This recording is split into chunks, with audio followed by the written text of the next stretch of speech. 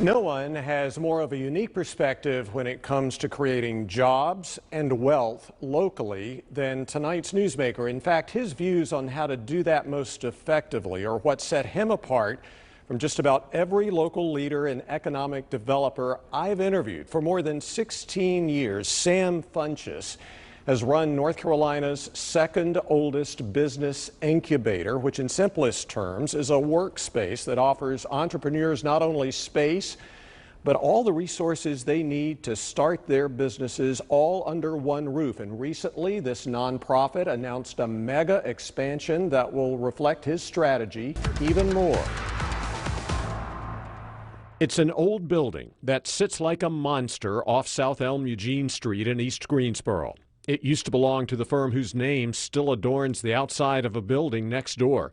Starting in 1919, Carolina Steel was a company whose hundreds of workers inside this dusty old warehouse of a building took beams and plates of steel from mills and cut, drilled, bended, and welded them for use in factories and other commercial buildings. The Dean Dome's rafters were built in this building. The RJR Empire State Building miniature in Winston-Salem was built in this building. The Greensboro Coliseum, a lot of their renovation and expansion was built right here. And soon a different type of building will happen in this place its current owner calls the Steel House. When the Steel House is fully up and running, we anticipate over 600 jobs being created next door. But before you can fully understand what'll soon happen in this building, you have to understand what its owner, to whom this complex was donated a few years ago, is all about. That owner is the Nussbaum Center for Entrepreneurship, which occupies what was Carolina Steel's executive office building next door.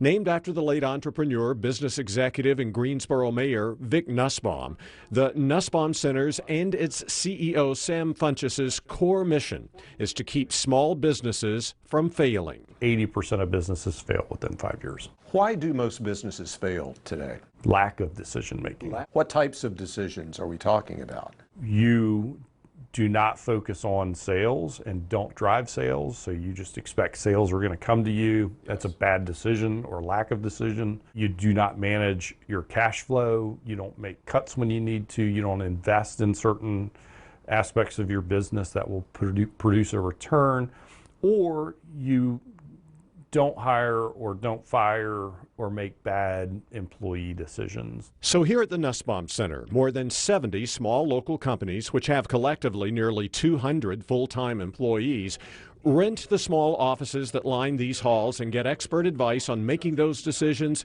and steering their bottom lines in the right directions.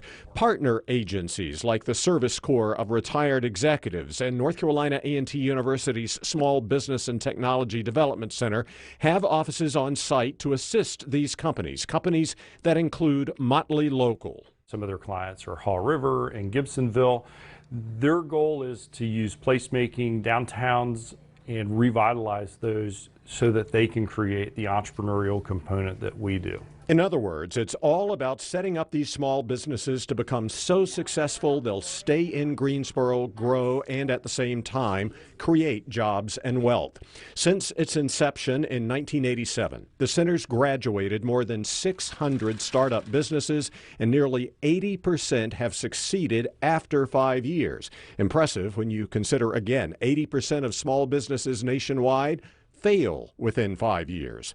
It's an economic development strategy Funches prefers, as opposed to spending a lot of time and money to recruit big job-producing companies like Toyota, whose plant will sit here at the Greensboro Randolph megasite, and Boom, whose factory will build supersonic jets at the airport. Problem is, Funches says, they'll probably never bring their corporate headquarters here. Your wealth creation in a community comes from your headquarters. So does that mean should Greensboro leaders and economic developers not place as much of an emphasis in terms of going after companies like Toyota or Boom? My personal opinion and my day job, if you will, is certainly focused on growing our own. Do you consider yourself a critic of what was done at the mega site? Or It's a strategy. It's just not the strategy we use. And Funches says we'll find out in 10 years whether the Toyota Boom strategy pays off.